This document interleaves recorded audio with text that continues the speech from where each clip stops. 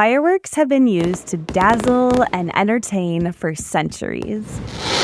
They are a staple of Independence Day celebrations, ringing in the new year, baseball games, amusement parks, backyard hangouts, so many types of festive affairs. And when we asked you about it, you told us that they mean a lot to you. It's fun. It's like a way of retaining some semblance of childhood almost. Every year it's just this big old experience, just going out with the whole family and just watching the display. Where did you first see fireworks, Leo? A baseball game. At a baseball game? Yeah. Did you hide? Yeah. Yeah. I also grew up on a lake up north in Wisconsin, and every 4th of July the fireworks would be over the lakes. And so you would watch the fireworks and the reflections of the fireworks in the lake and in the sky. My first memory of fireworks is very similar. We're at a lake house in beautiful Michigan with my mom running around dunking every sparkler in the lake to make sure the flames had been properly extinguished. Then a few years later, we went to this big professional fireworks show, and I will never forget the first time I felt that boom right in my chest. I was hooked. Fast forward 30 years, and here I am, a full-blown pyromaniac that's BFFs with the local fire marshals. I mean, the way fireworks combine audio and visual effects to create out-of-this-world spectacles, you just can't beat it. And let's be honest, we all have our favorites. The parachute ones. The giant willow tree fireworks, the ones that are huge up in the sky and that like cascade down. Almost like raindrops that start coming down slowly. Those are the ones I like the best. Out in the country, me and my siblings would have roaming candle fights. Jumping in here to say don't do this, guys. It's very dangerous. I love Saturn missiles. I like the unpredictability of them. I like how they kind of shoot off in sequential order, and you really never know what direction they're going to go or when they're going to pop off or what sound they're going to make. Bumblebee, where they shoot up and they kind of spin around and they make a whistly sound, and there's a bunch of them. Just like across like the ground. Some of them will like scoot and stop. Like they're so freaking awesome. I love the sky ladder that was created by Chinese artist Sai Ko-Chain as a present for his 100-year-old grandmother. The fireworks started on Earth and slowly climbed 1,650 feet into the air, creating a breathtaking ladder to the clouds. He described it as, quote, an attempt to connect the Earth to the universe. ぜひここで地球から宇宙に向かってはしごを作っていきたいと思います。 But it's not just about the oohs and ahs, cracks and pops. Fireworks are very much connected to my all-time favorite thing, chemistry. From the Stowers Institute for Medical Research and KCUR studios in Kansas City, this is Seeking a Scientist, a podcast where science fiction meets reality. I'm Dr. Kate Biberdorf, aka Kate the Chemist, and on this episode, I'm nerding out about fireworks and breaking down everything you really should know about them. What truly goes into making these spectacular 4th of July displays? Okay, do it! When I was in school, we used to sing a song like this. Listen here. Do this, listen to it.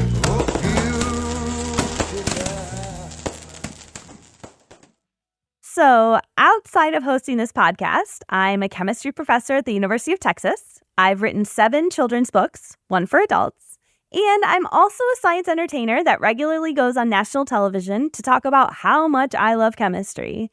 And honestly, nothing compares to when I'm on stage setting off a huge explosion.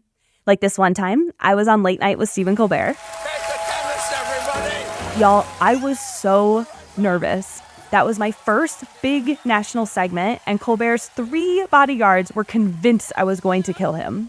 Yes! You got it. You're okay. Are you okay? I probably should have shared with Colbert that I have been through several pyrotechnics trainings and that I am technically certified to play with explosions. I don't for a minute understand why that was legal. But you know it was more fun to watch him panic on live TV. And I'm going to use this because I like bright colors. What is this demonstrating? This is demonstrating fireworks. All right, y'all, here we go. Here's strontium. Potassium. Sodium.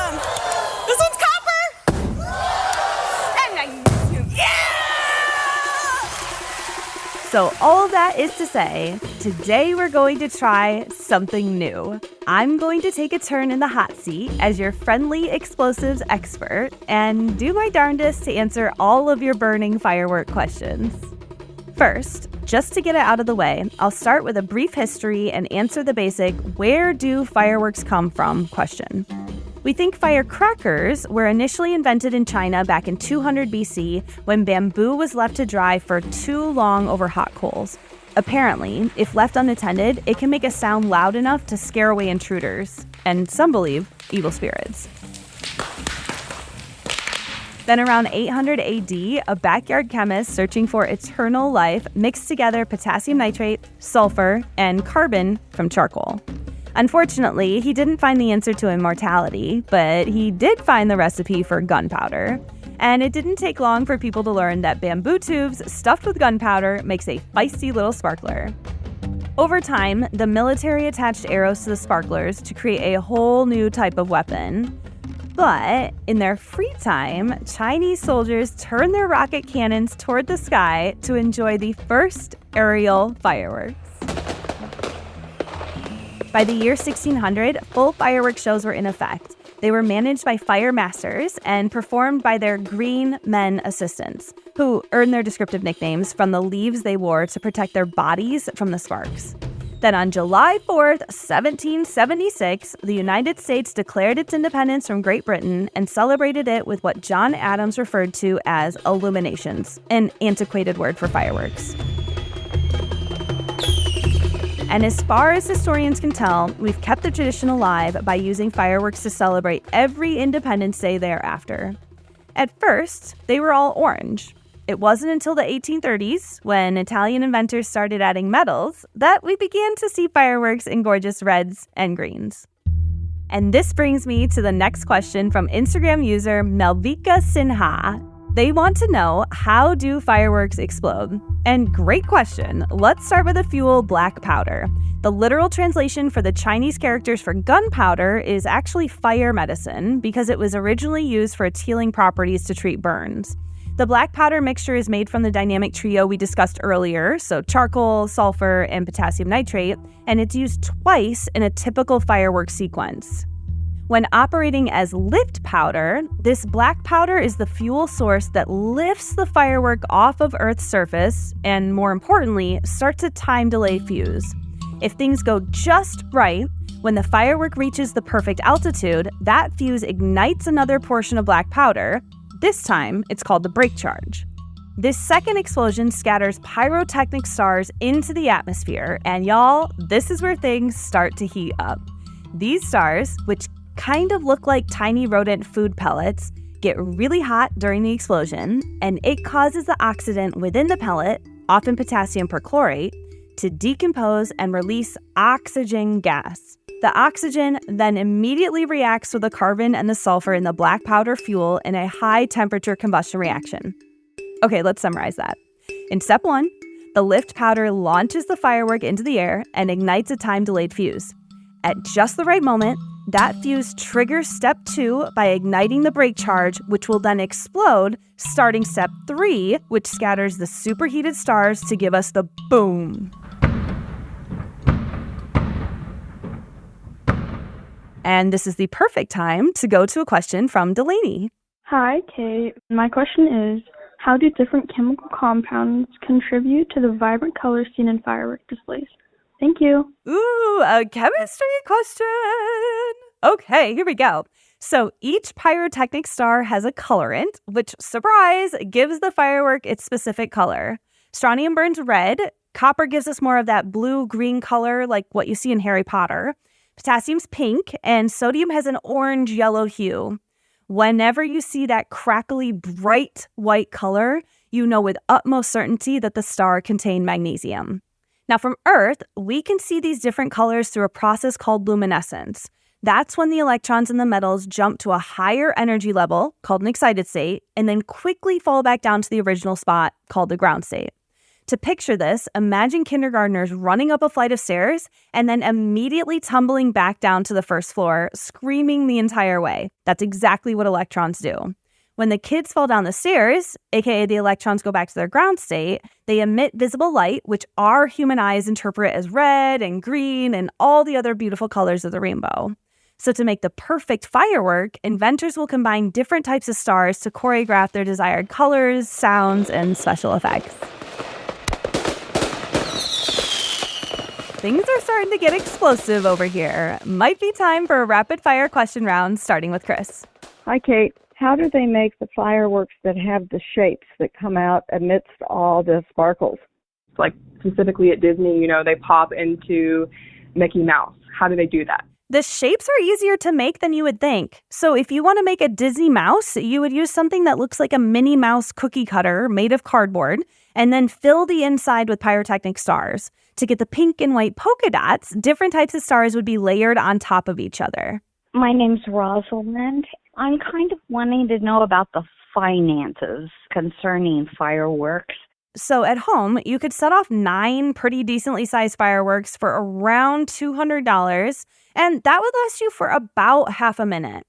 For a professional show, it will be closer to $1,200 per minute. Really big shows, like the annual Macy's 4th of July Fireworks Spectacular, is estimated to cost, get this, do you want to guess?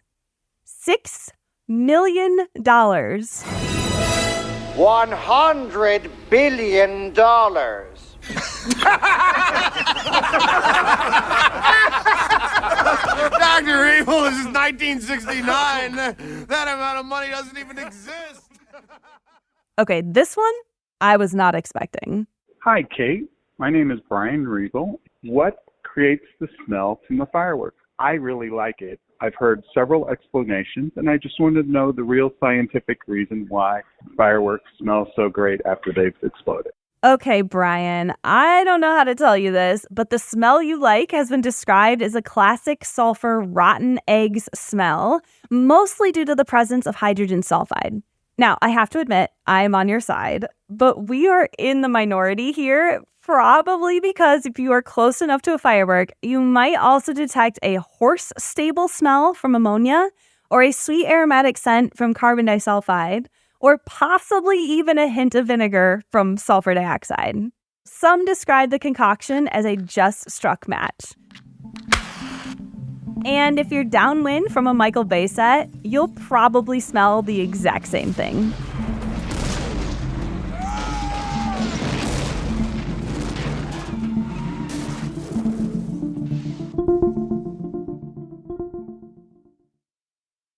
Something to keep in mind with all this is that not all fireworks will break your wallet. Some of the classics are still under $5.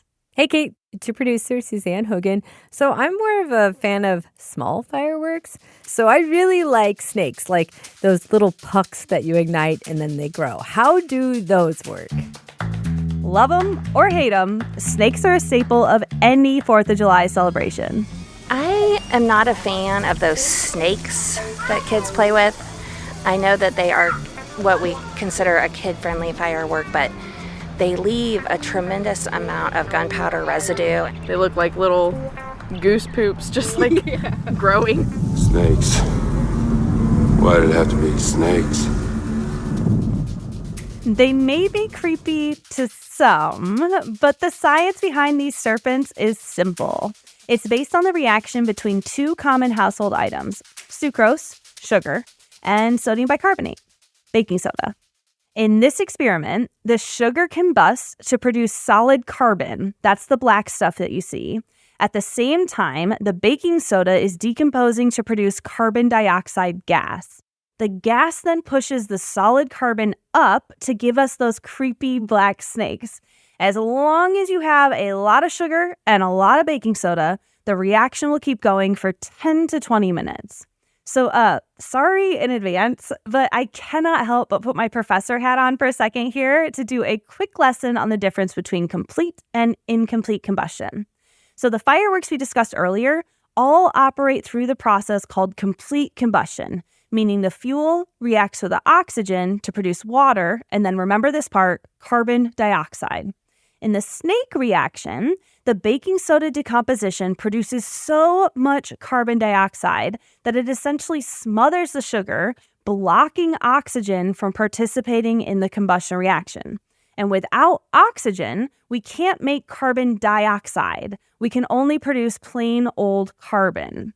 This process is called incomplete combustion, and that's what's happening with the snakes. And pro tip, black carbon is messy. Consider lighting your snakes in a Pyrex glass container, or you will absolutely destroy your driveway.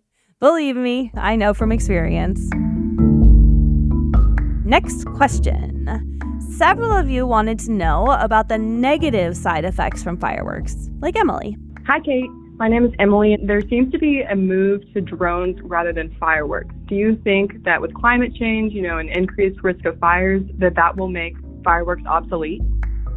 There's no skirting around the fact that fireworks are not great for the environment. They release carbon dioxide into the atmosphere and ultimately exacerbate our ongoing battle against climate change. And to make matters worse, they release particulate matter and pollutants, and when these particles are inhaled, they can cause adverse health effects, particularly for the respiratory and cardiovascular systems. And on top of all this, the amount of light and noise pollution is also really concerning. A study out of Portugal found that at every single event evaluated, the exposure level exceeded 120 decibels, which is the recommended noise limit for children. At 78% of these events, it exceeded 140 decibels, the recommended noise limit for adults. And depending on geographical factors, fireworks can reach sound levels of 190 decibels. So do the smart thing and bring some ear protection the next time you go watch fireworks, especially if you're bringing your little ones along. And one more thing, please leave your dogs at home. We all know these loud noises can really stress them out. So to answer Emily's question directly, yes, drone shows are awesome and presumably much better for the environment. But no, I do not believe that drones will completely replace fireworks. Instead, I'm convinced that fireworks will be used to enhance drone shows, but I cannot envision a world where pyromaniacs completely hand in their blowtorches. And finally, a few of you asked, what do I need to do if I want to blow stuff up for a living? This is a fantastic question, and the answer is simple. Study hard and pursue a career in STEM. My route started with a passion for chemistry and a little flair for drama. But if you want to become a backyard chemist, consider attending a training that will allow you to be part of a fireworks display crew. Or you can take it to the next level and get your pyrotechnic operator's license. The process is unique to each state, and heads up, if you are in Nevada, your laws are extra strict. Thank you, Vegas. And please listen to me when I say this. Do not mess around with fireworks. They are very serious business. I will never forget what my friend's hand looked like after a firework went off in his palm. He's okay, luckily, but he had to spend some serious time at the hospital, and the recovery was gnarly.